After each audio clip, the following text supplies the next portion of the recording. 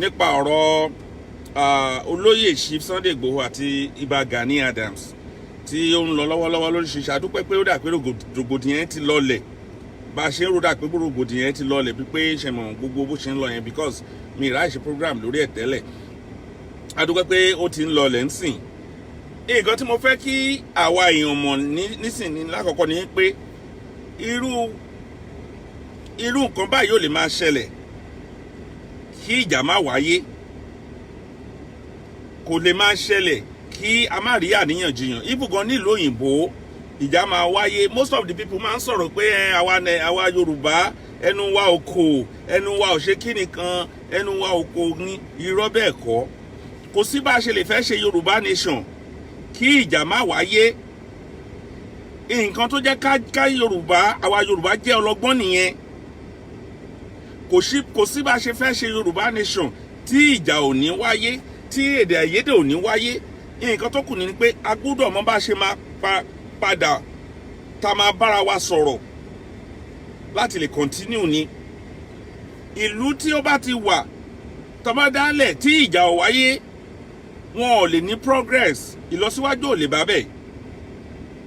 so nǹkan tó kù ni pé ká lo ọgbọ́n orí láti fi parí nǹkan tó wà láàrin Ìbà Gani Adams àti Chief olóyè Sunday Igboho because kò sí bó ṣe máa wà tí jealousy ò ní wà. èmi rí i pé gbogbo nǹkan tó ń ṣẹlẹ̀ láàrin Chief olóyè Sunday Igboho àti Ìbà Gani Adams jealousy wà ń bẹ̀. èmi dẹ̀ máa rọ gbogbo àwọn tí wọ́n ń tẹ̀lé Ìbà Gani Adams wípé ẹ má tì í pa ó ti ń gba iyì tó wọ́ tọ́lọ́ ń gbé fún kó rọra wà lára ẹ̀ ń bẹ̀ torí ó ti ń gba yìí. ẹni táyé ti mọ̀ ní Yorùbá mọ̀, ṣùgbọ́n ibi tí bàbá yẹn fẹ́ máa lọ yẹn àwọn tó bá súnmọ́ kan sọ fún wípé kó má lọ. iṣẹ́ òun àti Sunday Igboho yàtọ̀ síra wọn, iṣẹ́ Ìbà Gani Adams àti olóyè Chief Sunday Igboho ó yàtọ̀ síra wọn, kò bára wọn mu rárá tọ́. Sunday Igboho lo star Ìbà Gani Adams because kò lo àkọsẹ̀jayé ẹ̀ àbí style tó ń lò kọ́ ló fi gbé Yorùbá nation jẹ́. Sunday Igboho jẹ́ ẹni tí Ọlọ́run yàn láti ta àwa Yorùbá jí ni. Ọlọ́run ló yàn án, kì í ṣe gbogbo nǹkan tí Sunday Igboho ń ṣe lénìí kì í ṣe pé òun ló ń ṣe, òun gan mọ̀ bó ṣe ń ṣẹlẹ̀. nígbà tí n bá ń wo àwọn nǹkan tọmọkùnrin yẹn ń ṣe ń gbà míì èmi gan máa ń wọ́ndà pé Ọlọ́run dìídì ó mọ̀ọ́mọ̀ gbé jáde fún àwa Yorùbá ni láti tawájí níbi tá a sùn sí. bí ó sì tolóyè Sunday Igboho dì sí a sì máa bẹ̀rù ní. Ìbà Gani Adams ò ní ṣe nǹkan kan, inú ilé láti máa kùn. eléyìí táwọn yẹn fi jáde sójú títì tán ṣe rálì yìí kò sí ọmọ wọn ò bí ọmọ náà dá kó jáde. OPC ò lè ṣe nígbà tí OPC kọ́ bẹ̀rẹ̀ well done job là ń sọ, but OPC yàtọ̀ sí nǹkan tó lóyè Sunday Igboho ń ṣe. ó yàtọ̀, àwọn OPC bí security network ni wọ́n. nǹkan tó fi dá OPC sílẹ̀ nìyẹn.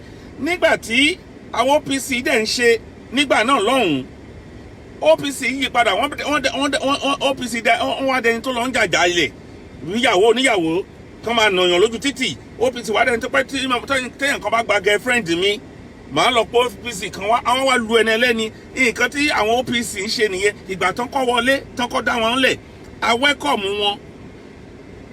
Ìbà Gani Adams àti olóyè Sunday wọn ò ń ṣe iṣẹ́ tán gbé dání yàtọ̀ síra wọn. Ìbà Gani Adams yẹ kó wá jọyìn olóyè Chief Sunday Igboho ń sìn láti gba Yorùbá nation lẹ̀ ni. ó yẹ kó jọyìn torí bóyá Ìbà Gani Adams bó ṣe rí rẹ̀ ní pé òun ti ń jà fún Yorùbá tẹ́lẹ̀. Ìbà Gani Adams ń jà fún networking Yorùbá tẹ́lẹ̀, fún security measure lẹ́yìn jà fún. Ọlọ́run ló bá gbọ́mọkùnrin yìí jáde, ó ń jà fún wa ká kúrò lóko ẹrú. lẹ́yìn táwọn OPC dìde tán dá wọn lẹ̀ tán wọ́n di rádaràda, wọ́n di rúdurùdu. OPC ló máa pè lẹ́ni tó yẹ pé ajagun gbalẹ̀ àwọn ló máa pè é.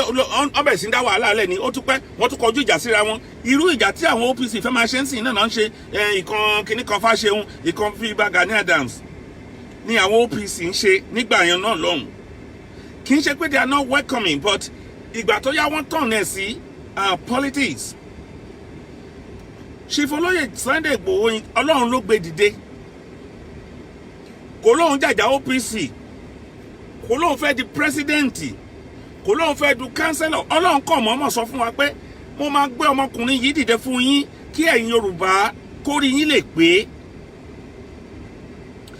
Kì í ṣe pé àsọdùn kárí pé Chief Olóyè Sunday Igboho dìde ní Ìbà Gani Adams sì wà ń bẹ̀ yẹn láti yọ ọdún yìí tí ò dìde kó lè ṣe rálì. Gbogbo rálì tọmọkùnrin yìí ń ṣe káàkiri Ìbà Gani Adams ò ṣe ṣe kí Olóyè Sunday Igboho dé tó dé.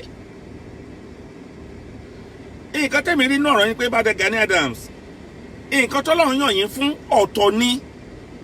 Iṣẹ́ ẹ̀yin àtolóyè Sunday Igboho ò bára wọn mu rárá tọ́ kò bá ṣẹ́rí ó yàtọ̀ síra wọn jù, but ó máa bẹ́tà ń sìn kẹ́ ẹ wá join hand pẹ̀lú ẹ̀ láti lè jọ ṣiṣẹ́ torí ìgbà yẹn gan ló máa torí ẹ̀yin networking nìyín security networking nìyín.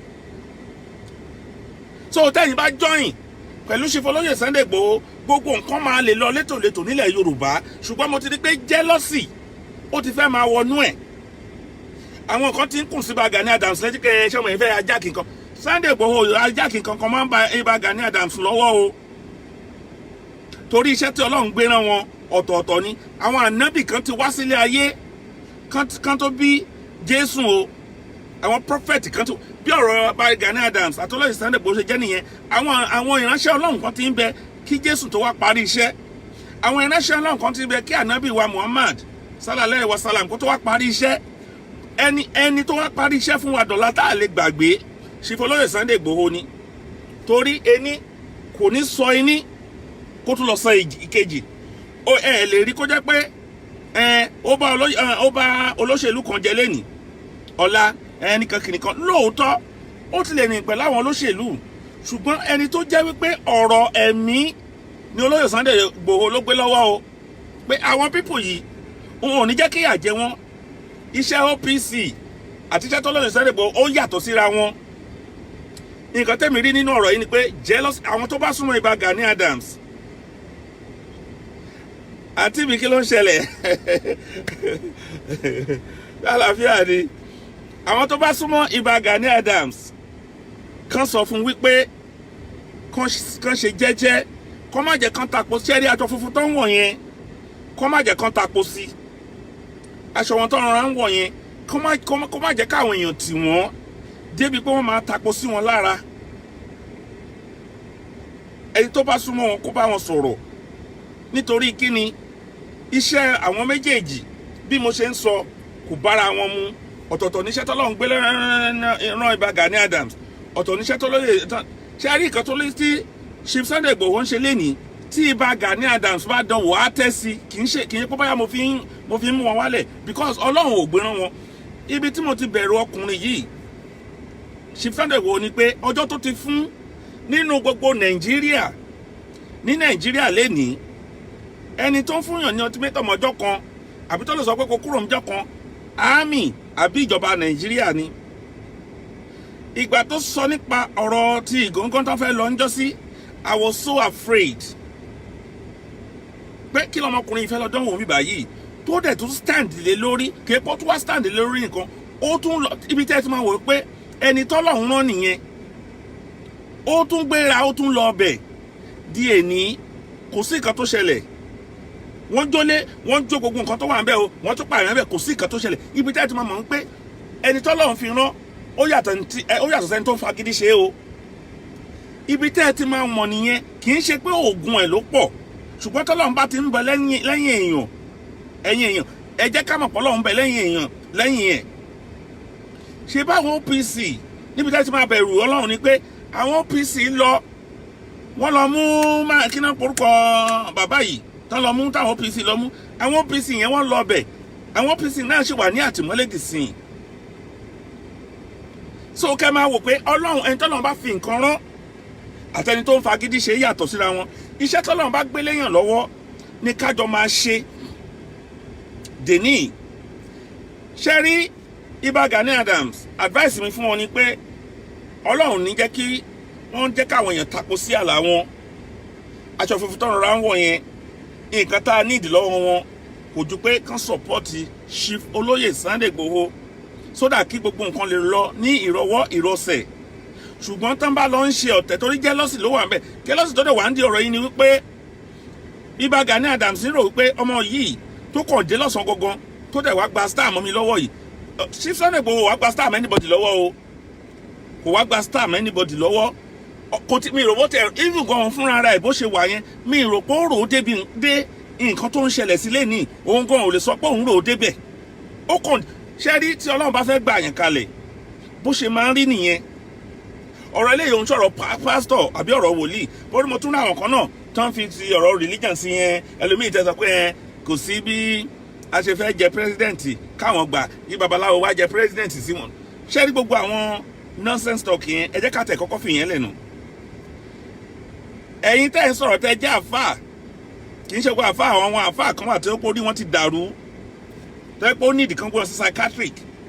Ibẹ̀ lẹ́wọ́ láwà ní wèrè sí tẹ́ ẹ̀ lè jáde ẹ̀yin lẹ̀ bá kọ́kọ́ lé ṣáájú ogun kẹjà fún Yorùbá nation torí ẹ ti ń condemn àkọ́nsìn àwọn tá à ń condemn àwọn náà jáde láti lọ bá wa jagun.